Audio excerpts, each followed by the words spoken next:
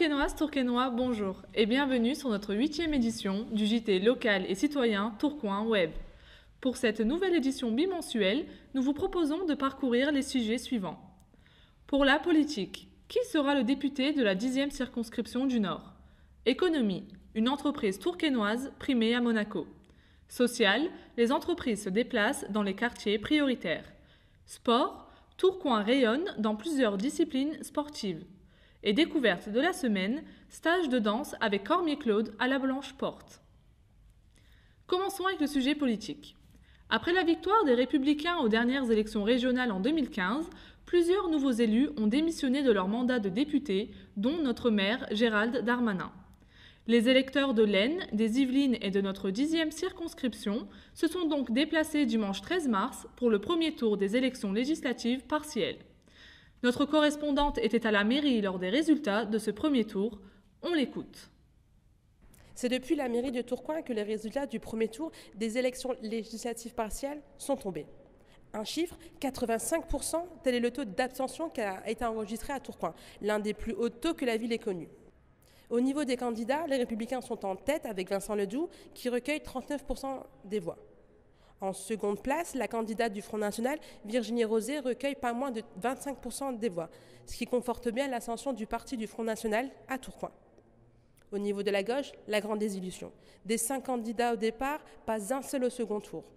Le Parti socialiste, porté par le candidat Alain Mézrague, recueille 15%, mais ces 15% ne suffira pas pour se hisser au second tour. Le duel du second tour sera les Républicains, portés par le candidat Vincent Ledoux, et le Front National porté par la candidate Virginie Rosé. Une chose est sûre concernant ces élections, c'est que l'issue semble incertaine. Passons maintenant au sujet économie. L'entreprise 3D Duo, créée et installée à la Pleine Image depuis 2008, a remporté le 27 février dernier le premier prix du concours de création de jeux vidéo organisé lors de la Monaco Anime Game International Conference. Les 100 000 € gagnés permettront à la jeune entreprise tourquenoise de développer son jeu vidéo intitulé Epic Loon.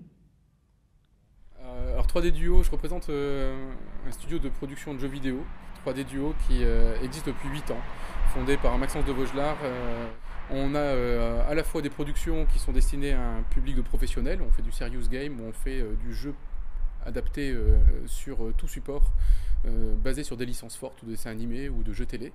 Et d'un autre côté, on fait nos propres jeux. Epic Loon, c'est l'une de nos productions maison.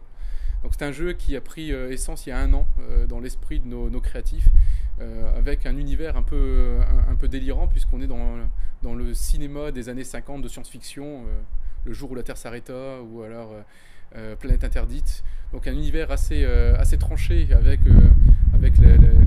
l'actualité très techno qu'on a aujourd'hui, mais un univers collaboratif basé sur une mécanique de platformer, c'est-à-dire une mécanique assez simple, très connue, comme des Mario Bros ou des Rayman, où on va pouvoir donc très facilement prendre un personnage collaboratif parce que 4 personnes vont pouvoir jouer en même temps. On incarne chacun un extraterrestre avec une spécificité, et le but étant de s'entraider pour pouvoir aller au bout de l'aventure. Alors l'aventure Epic Loon a commencé il y a 1 an ici. On a présenté notre projet à différentes instances, dont ce concours qui a lieu à Monaco, donc le Magic de Monaco, qui est un concours international reconnu et qui nous a sélectionnés en shortlist. On a donc été en équipe présenter ce beau projet, et contre toute attente, il a remporté l'unanimité du public, la volonté de nous soutenir. Donc c'est un soutien qui est à la fois en termes d'image, en termes de notoriété, mais aussi en termes financiers, ce qui nous permet de boucler la production et d'assurer un lancement début 2017. La Pleine Image offre sur un ancien site industriel de 5 hectares un quartier entièrement consacré à l'image numérique et aux industries créatives. Elle favorise le développement des entreprises accueillies en créant des liens entre ces dernières et la recherche, la formation et les créatifs. La Pleine Image compte aussi 2 écoles, un programme de recherche et une plateforme technologique dédiée. Cela représente 1380 salariés, chercheurs et étudiants qui font partie de ce pôle de compétitivité. Sujet social. Vous les avez peut-être aperçus entre le lundi 14 et le vendredi 18 mars, des bus parcouraient différents quartiers prioritaires de la ville avec un message clair et fort. vient et décroche un emploi, notamment en passant par le dispositif que l'agence Formation et Mise à l'Emploi propose, rue de la Baille, dans le quartier des Falampins. Pour l'occasion, des professionnels ont fait le déplacement pour accueillir au sein des bus les jeunes volontaires et les sensibiliser sur les questions de recherche d'emploi.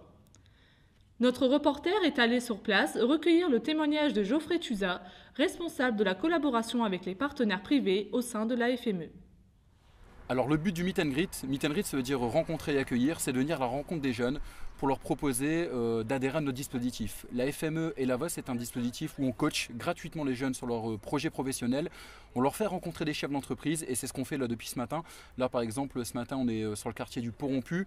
Il y a 60 jeunes qui sont passés. Le but c'est que ces 60 jeunes soient contactés par la FME ou par l'AVA pour leur faire leur faire adhérer au dispositif et les coacher. Donc c'est-à-dire qu'on va revoir avec eux leur CV, leur lettre de motivation, leur faire rencontrer des chefs d'entreprise pour bien évidemment qu'ils aient toutes les armes pour aller affronter les employeurs pendant cet accompagnement qui va durer 6 mois.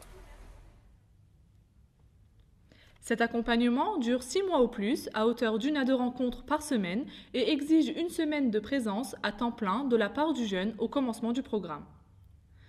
Rubrique sport. C'est le TLM, équipe masculine en Ligue B de volley-ball, qui a fait parler de lui la semaine dernière en battant l'équipe de Nice qui le devançait d'1 point dans le classement. Après une victoire, la 4e face à Nice lors de cette saison, l'équipe tourquenoise obtient la 2e place du classement et conforte ses chances d'accéder à la Ligue A la saison prochaine. Le TLM n'est pas le seul club de la ville à avoir brillé ces derniers jours. Écoutons tout de suite notre correspondante Tourcoing Web au sujet des autres disciplines.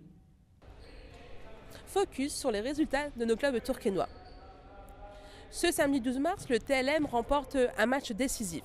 Ce match, gagné face au club niçois, leur permet de se hisser à la 2e place de la Ligue B. Le prochain match les opposera à l'équipe de Cambrai. Le TLM n'a pas été le seul club tourquenois à briller ce week-end. En effet, la team Tourcoing, quant à elle, réalise une saison parfaite. 14 combats, 14 victoires. Leur combattant, Anthony Salamone, a remporté sans mal son combat face à Amar Sadat dès le premier round par soumission. C'est lors de cette victoire qu'Anthony Salamone a rendu un vibrant hommage à son défunt ami Sofiane Mamèche. Nous vous invitons donc à liker et à partager leur page Facebook. Terminons avec le sujet découverte de la semaine. Le collectif de danse 6e Sens School fait encore parler de lui en invitant un célèbre danseur, Cormier Claude, dont les vidéos font systématiquement plusieurs centaines de milliers de vues sur YouTube, à dispenser un cours aux volontaires en échange d'une contribution ponctuelle de 20 €. 2 cours étaient donc prévus dimanche 13 mars, du street jazz et du dancehall. Un public nombreux s'est retrouvé dans les locaux de cette récente association, installée à la Blanche Porte. Alors 6e Sens School, c'est une école de danse. Donc à la base, 6e Sens, c'est une compagnie de danse hip-hop. Donc on a plusieurs créations à notre actif et qu'on joue un peu partout. Et là, le but, c'était de se poser dans un lieu et d'en ouvrir une école pour de 4 à 77 ans. Et surtout mêlant toutes les danses. Donc la danse avec un grand D, donc du dancehall au street jazz, locking, hip-hop pur et simple, danse orientale, ainsi de suite. Et surtout en faire une école de formation, donc qu'on ait un lieu où les jeunes puissent apprendre des techniques bien précises, donc de chaque danse. Et pourquoi pas pour certains en devenir danseur professionnel, pour d'autres pourquoi pas devenir animateur de danse, professeur, chorégraphe. Donc vraiment une école de formation. Donc là pour l'instant jusque juin on fait beaucoup essentiellement des stages. Donc on amène des pointures de la danse. Donc on a déjà amené Scorpion. Aujourd'hui on a Mai qui est une pointure en street jazz et en dancehall qui est très connue en France dans son domaine.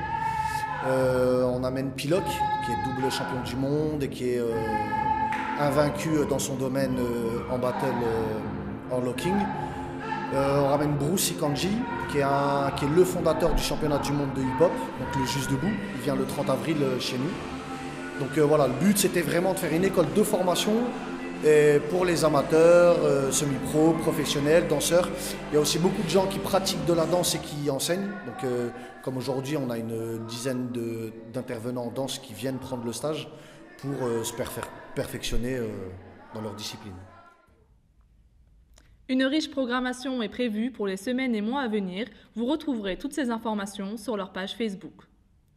Voici donc la fin de ce journal. Merci de nous suivre et de partager cette édition sur les réseaux sociaux.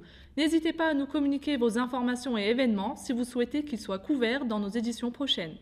Merci encore et à très bientôt.